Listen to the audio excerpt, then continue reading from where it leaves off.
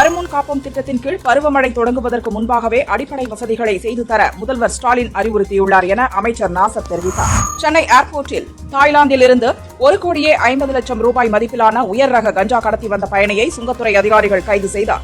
கஞ்சாவை பறிமுதல் செய்தனர். தொடர்ந்து விசாரணை நடத்தி வருகின்றனர்.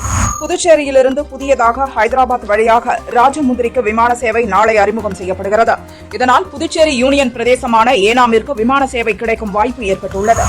மத்திய பிரதேச மாநிலத்தில் பள்ளி சீருடையில் மாணவிகள் தங்கு தடையின்றி அரசு கடையில் மது வாங்கும் வீடியோ வெளியாகி பரபரப்பை ஏற்படுத்தியுள்ளது. இச்சம்பவம் மாநிலத்தின் சட்டம் மற்றும் சமூக விழிப்புணர்வு குறித்த கேள்வியை எழுப்பியுள்ளது.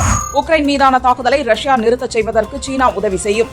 இந்த போர் நிறுத்தப்படுவதை பார்க்க சீன அதிபர் ஷி ஜின்பிங்கும் விரும்புகிறார் என அமெரிக்க அதிபர் டிரம்ப் கூறியுள்ளார்.